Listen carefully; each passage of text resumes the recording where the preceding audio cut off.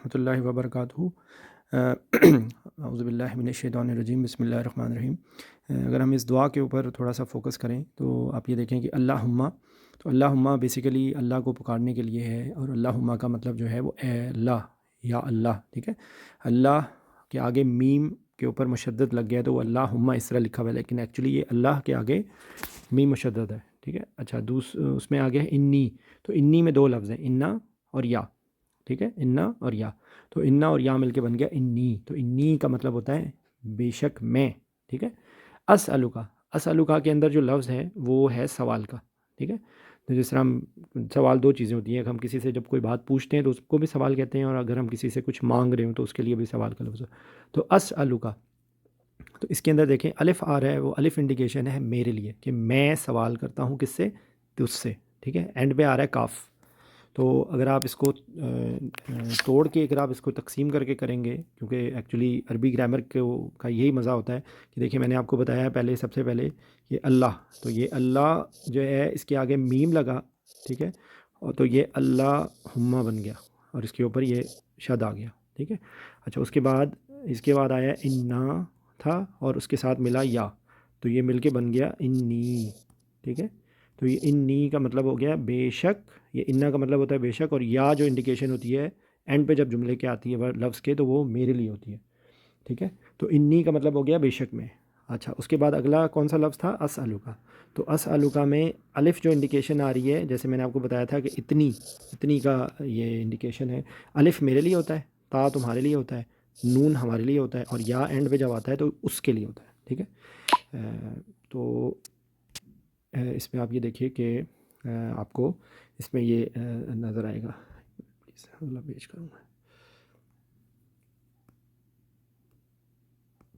تو اسألک میں، ٹھیک ہے،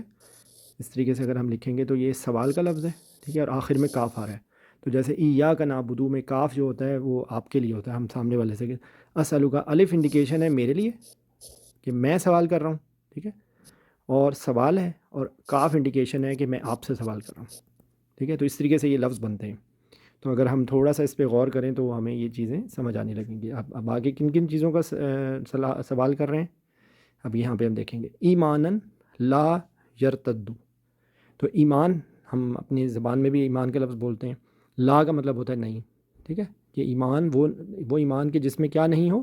یرتد، تو جس طرح ہم بولتے ہیں مرتد، تو مرتد ہوتا ہے جو اسلام سے انکار کر دے، تو اس کے لیے ہم مرتد کا لفظ یوز کرتے ہیں، تو یہ بھی اسی طریقے سے۔ اچھا، اس کے بعد اگلا کیا لفظ ہے، وَنَعِیمًا لا، پھر اسی طرح ینفدو، تو یہ ہے کہ نعمتیں تو نعیم جو ہوتا ہے، نعمتوں کے لیے جو نعیم ہے، کہ وہ نعیمن جو نعمتیں ہوں کیا ہوں، جو کبھی ختم نہ ہوں، تو یہ ینفدو جو ہے یہ اس کا مطلب ہوتا ہے ختم نہ ہونے کے لیے، ٹھیک ہے۔ اچھا، اس کے بعد دو باتیں اور آئیں گی، وَمُرَافَقَةَ محمدن، تو مرافقت، جس طرح ہم مرافق ہوتا ہے ساتھی، ٹھیک ہے، رفاقت یہ وہی والا لفظ ہے جو ہم اپنی زبان میں بولتے ہیں، کہ مرافقت ہو کس کی، محمد صلی اللہ علیہ وسلم کی، ٹھیک ہے۔ اور آخر میں کیا چیز ہے، فی کا مطلب ہوتا ہے میں، ٹھیک ہے۔ اعلیٰ جنت الخلد، جو خالدین یا خلد کا مطلب ہوتا ہے جس میں ہمیشگی ہو، جو فار ایور، ہمیشہ کے لیے، تو اعلیٰ جنت کے اندر ہمیشگی ہو، ٹھیک ہے۔ تو دیکھیں یہ اللہ سے ہم کیا دعا مانگ رہے ہیں، ہم نے اس کو کس طریقے سے تقسیم کیا کہ ایسی ہمیں اللہ سے ہم کیا مانگ رہے ہیں، ہم اللہ سے مانگ رہے ہیں کہ ہمیں جو ہے وہ جو کیا نام ہے اس کی، ایمان دے جو کبھی جس میں ارتداد نہ ہو، مرتد نہ ہوں ہم کبھی، نعمتیں ہوں جو کبھی ختم نہ ہوں، ہمیں اللہ تعالیٰ کے نبی صلی اللہ علیہ وسلم کی مرافقت ہو، اور ہم فی ہو اعلیٰ مطلب جس طرح ہم اپنی زبان میں بولتے ہیں جنت ہو، اور خالدینہ، خلد کا مطلب ہوتا ہے ہمیشگی، ٹھیک ہے۔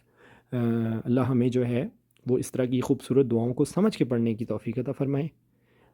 سبحانک اللہم و بحمدک، اشہد ان لا الہ الا انت، استغفرک و اتوب الیک۔ السلام علیکم ورحمۃ اللہ وبرکاتہ۔